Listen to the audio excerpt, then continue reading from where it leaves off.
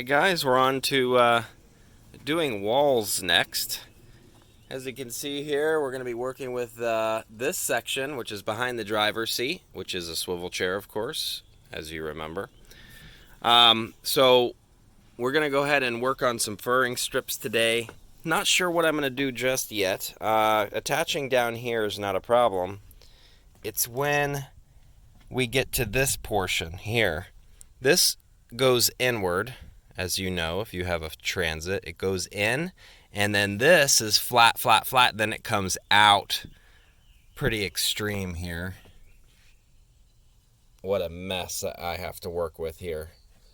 It's all wonky, and I got to figure out what to do. This wall's no problem. It's all framed out and perfect.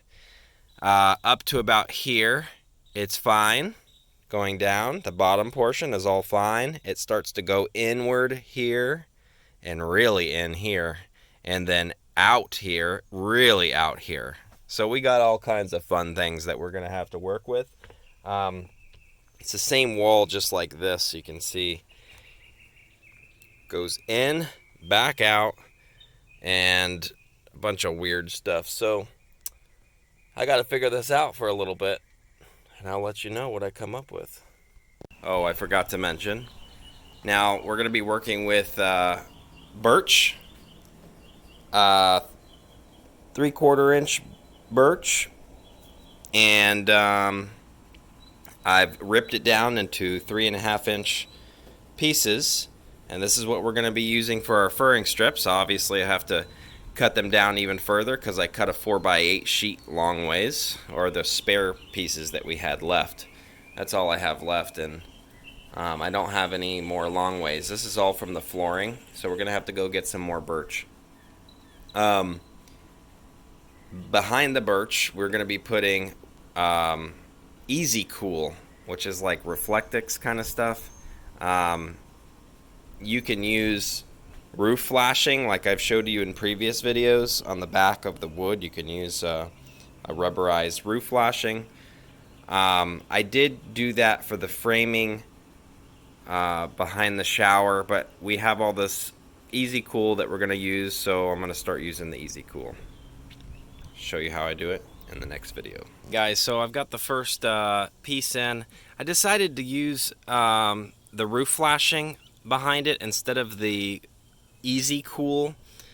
I really didn't feel like dealing with more 3M90 and cutting out all these pieces. You're not supposed to cover up the thinsulate, which makes it really difficult. Some people will cover the whole thing, which is not correct, because the thinsulate has to breathe in case there's moisture, has to dry out, which means it will take me quite a long time to cut out a template and to glue it when I can just use roof flashing on the back of the wood, because that's all this is for, is so moisture doesn't get on the back of the wood. That's all that's for. So I already did the roof flashing on there. I screwed that piece in. There's hardened steel on the right hand side going down, so there's a couple holes that didn't work out, only 2 of them that didn't work out, but there's hardened steel. It's about 1 inch from the corner there, which it's tack welded. This is all very thin steel, and then right coming here it's hardened steel. So right at that edge there, it overlaps the thin steel to the hardened steel,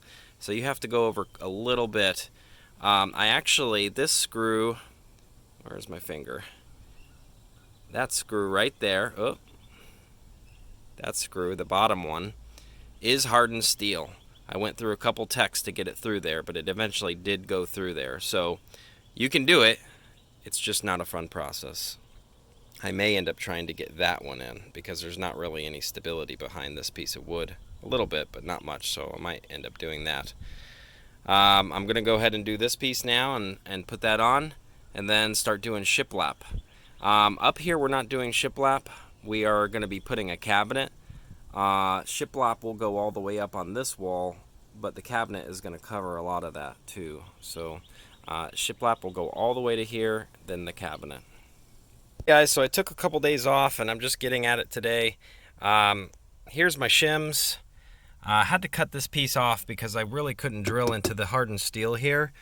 So I went ahead and I'm using plus nuts here, and I got it on Amazon for about $56, a plus nut tool, and it comes with a couple different sizes, but I used 10, 24, and 1/4 20 plus nuts. So I've got the 1024 here, and then I have the smaller ones here. I've got a couple. So what I've decided to do, don't pay attention to that one. One shim here, one shim here, another shim here, and then it goes back to the non-hardened steel on this side, so I'm just going to do a shim all the way down. This is also not hardened steel here, so I can do a shim all the way to here. This is the predicament that most people have with these builds. I'm not sure what to do with this just yet. I haven't put the plus nuts in any of these holes yet. I actually have to drill it out just a little bit. Because the hole's already there, drilling them bigger is not a problem. It's actually pretty easy. The issue is that to do a shim, I need more than just one here or just this one here. I need one here and here as well, so I can do a shim, or maybe probably even one here. I'm not going to deal with that just yet. But I've got the 3 here, so I can continue the shim. It's going to be offset a little bit, so it'll go over here and go straight up. And then I have to figure out over here. So I went ahead and started the walls. Just using a pneumatic air gun tool for the nails. Got that at Harbor Freight for about 20 bucks. So anyway, I went ahead and I put a little bit of plywood. I cut it down and I glued it and I nailed it in. So that's not going anywhere. And then I screwed in the electrical box here, and I ran the wires through and I cut it. I was a lot longer than I needed, so I cut that off. And I just started nailing it. So I'm on the 3rd piece, cutting around the electrical box, and that's pretty much it. I'm working my way up. The wood does go in quite a bit here, so the wood is going to kind of go in like a little bit of a fan motion. I'm not sure what that's going to look like. Down there it doesn't matter. It's straight, but it starts, you can see on the right hand side, the wood starts going in quite substantially. So I may end up shimming this out a little bit, but that's not really going to do a whole lot because the difference here, if I put my hand over, it's about 3 inches, going in about 3 inches, which is a problem. I'm just tackling this one step at a time. Luckily, what's kind of cool is that I can put the walls all the way up to here and I can see what it looks like, and then I can move this out and put some shims in to adjust it if it doesn't look very good. So I'm just doing this one piece at a time, seeing how it looks. The front, unfortunately, of this build is going to be the most difficult part, just because of this funky stuff in the body. Did not have to deal with this with the bus. It was all the same and easy. Anyway, I'll see you in the next one. Guys, so you can see the progress here. It's starting to ever so slightly go inward, very slightly. You can't really tell at all from the outside right now. I did end up using some plastic shims here for obvious reasons, and I just used 2 shims, and 2 shims back here that I cut, so I'm going to cut these off. So I mean, it's about I don't know, 1/4 inch more. I mean, it's not much, but it does help, you know, considering that it was so far out before. So hopefully the transition will be a lot smoother. But I am happy with the way it looks so far, and I'm going to continue on. Guys, this is the finished product. You might ask me how I rounded this out on the side, but really I just eyeballed it. I used a spare piece of wood on the first one, and just cut a little template. I cut it and sanded it until I got it where I liked it, and then I marked off the actual piece and then cut it and sanded it. These two pieces are the same thing. I did a little bit of a template first. I cut it. The last one I just eyeballed it and I got it right the first time. So you might ruin a couple pieces if you've never done anything like that before, which is not a big deal. But that's pretty much it. It's strong, and of course there's a little bit of space there, but we have plenty of room because the other pieces are going to be going this way now. Make sure you mark off your studs, which I'm about to do with a pencil right here. I'm just going to mark all the studs, so because the desk is going to be going here and I need to see what I can use later. Okay, see you in the next one. Hey everybody, so it's been a couple days. We got rained out for about a week, but this is the finished product. Obviously some of the stuff is going to be cut off by some cabinets up here. I'm not sure what we're doing yet exactly. I got a good tip from somebody on a YouTube comment.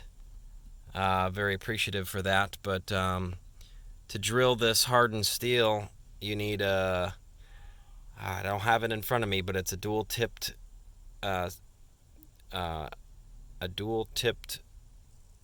drill bit. I got a set for $50 at Lowe's.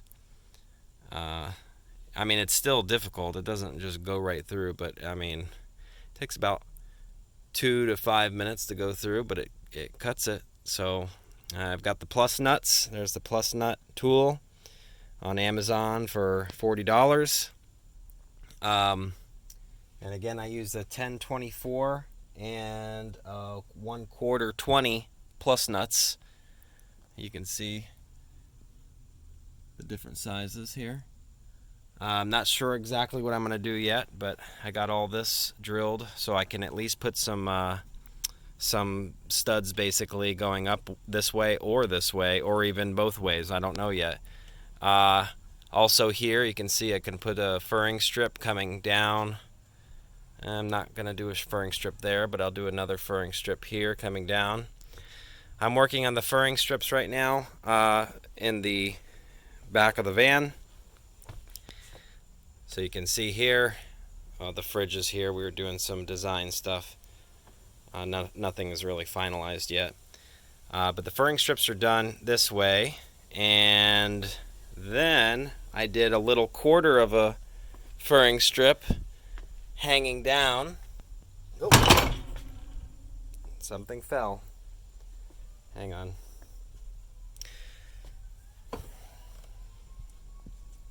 So you can see here that the furring strip is hanging down over this void, and then I've got a 2x3, which is going to be the basically the what I'm going to put the finish wood to for the framing of the windows. But it's strong, very strong. It doesn't actually look that strong, but it's very strong. So you can see I'm doing the same thing over here on this side, and that's pretty much it. I have to do some long furring strips over here and by the door, and then back here I have to do furring strips, but I haven't really figured that out yet, but I'll let you know when I do. But I'm really happy with this solution here. I'm going to do some 1/4 furring strips down here, and then it notches inward, but we're actually going to use that space for the bed because I'm 6'1", and we need as much bed space as possible, and it works perfect where there's an extra 2 or 3 inches, something like that, if we use all of that area. So I'm only going to come up to the furring strips right to here, and then it goes upward. I'll show you. Then it goes upward, so the furring strips will end right here, and then I'm going to frame the bed this way. Well, where the blue line is actually. So it's going to come all the way to this wall and over to right here. So I'll let you know how it goes. Also, I have to put in some electrical boxes for our AC power in different locations here before we put the walls up, or as I'm putting the walls up. Don't forget to do that. I'll see you in the next video. Hey guys, so I've gotten this far with it. I'm gonna leave the bottom of the frame open because I have to put the bed across that ways, and I want to have the most space possible. So here are the plus nuts with the screws in, and I have this piece cut here for this, and I'm just gonna I'm gonna bang on it to make an impression with the screws, and then I'm gonna drill a hole for the screw, and then I'm gonna countersink it with a bigger drill bit, just like I did with these, and then screw it on. I'll show you how it works in the next video. Okay, so I just banged on it with my hand, and you can see the imprint of the screws there. I'm just going to drill it with a small bit, then countersink it, put the window flashing on, and screw it on. That's what it looks like installed. I was going to put washers on these, but it's not needed. The little ones, I did put little washers on, but besides that, it's on there. It's not coming off. I'm going to do that all the way down, and on the other side as well, on that hardened steel area.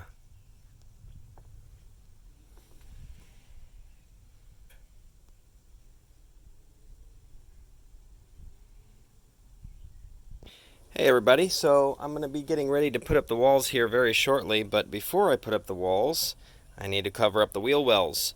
So what I've decided to do is I'm going to box them out, and I'm going to make some little tiny cubby holes. I don't know what for, but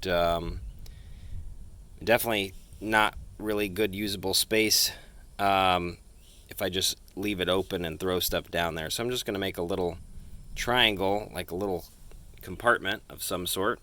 I've done a 45 degree this way and a 45 degree this way, and obviously it's sliding down, but it's going to be flat.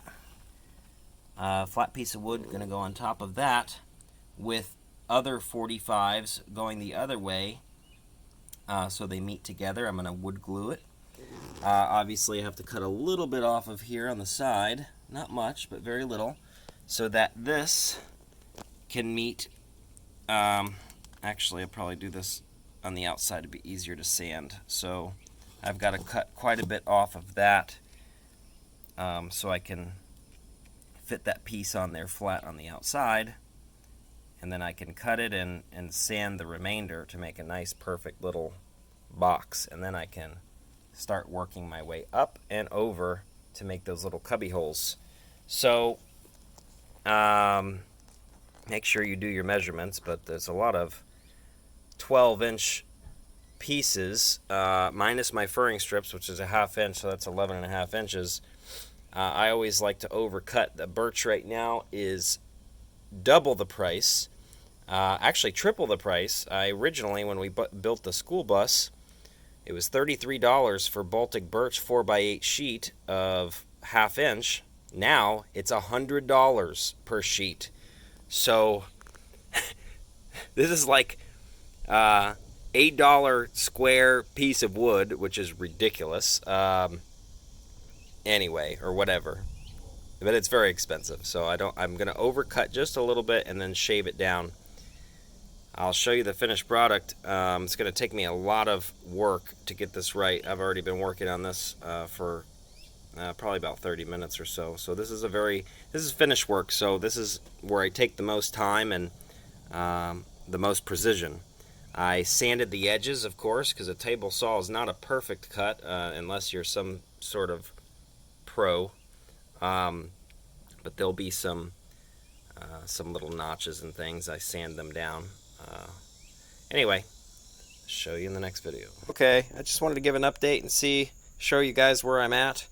I was going to do the boxes over. Oh, look, there's Sandy. I was going to do the boxes covering the wheel wells, but I found that I need to do the walls first, because then it would be unfinished wood inside the cubby holes, which I didn't want, and having to cover it up with a triangle piece would be harder, so I just decided to work on the walls. I did cut some pieces. As you can see, I did a 45 and a 45, which I'm going to do a piece of wood going up and then over all the way down and then back down again, so it will be a big square with some cubby holes.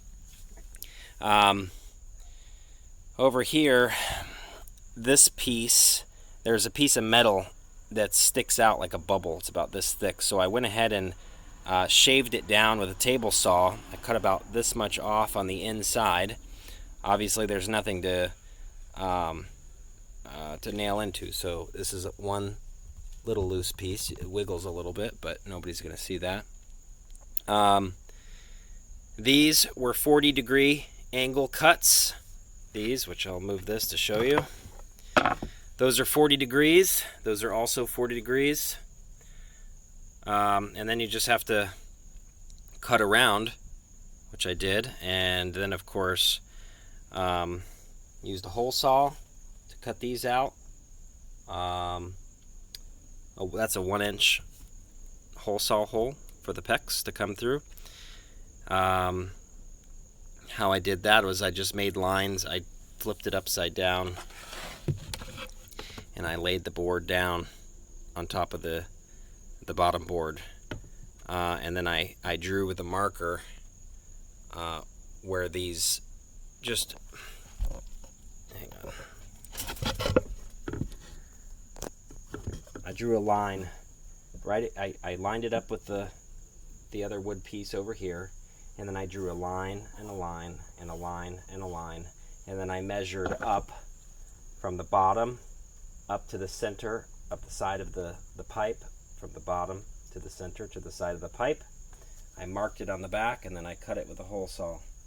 So as you can see, I got it, I mean, pretty near perfect. This one could have been down and to the left just a little bit, but anyway.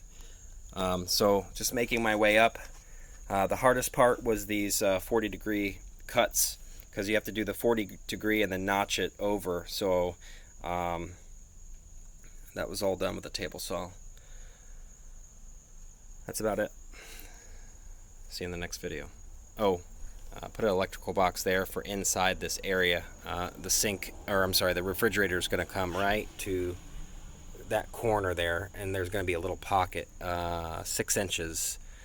And I did put an outlet there just in case. I don't know why, I just did anyway. I also had to make a T anyway to go up to another electrical box right there. So it was a perfect time. So I ran the main line from the breaker area, which is going to be here, over to this box. And this is my T essentially coming up. And it's laying right there, but it's going to go up and there. And then I'm going to do another one from there over somewhere over here. So there'll be 3 outlets over there. Anyway, see you in the next video. Okay, just wanted to give an update on the progress. This is essentially the window frame.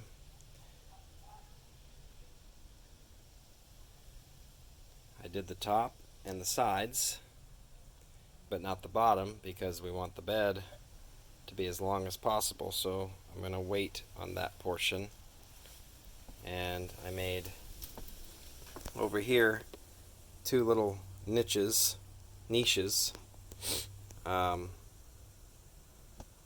I had to do that because I need to do the window frame here, so might as well build a little niche here and frame down. On this side I did the same thing with the same exact measurements. Of course, the window trim will cover up that black molding there for the window. So this is the exact same as the other side. And there's the right hand side of the frame coming down. And that's pretty much it so far. I'm going to continue on with the walls on this side. I just had to finish the electrical boxes here, so I put one there under the bed. That thick cable right there is a spare. I'm running a box on the side here, and then I'm running a line over this way, and we're not going to use it at this time. Just if we want to add an outlet over there later. I'm going to add an outlet here, which goes up into that box, and then from that box down into this box, which is going to be to the right of our fridge in a cubby hole, and then from there it's coming down through this hole, which is that cable there, and then there's another 10-3 anchor wire for the AC power for the left hand side or the passenger side that goes over there, goes in the hole and up and around, which I showed in previous videos. So really just finishing electrical on the walls, the bottom portion of the walls today. That is my goal. I have to go to Home Depot and Lowe's, I think, again. See you in the next video.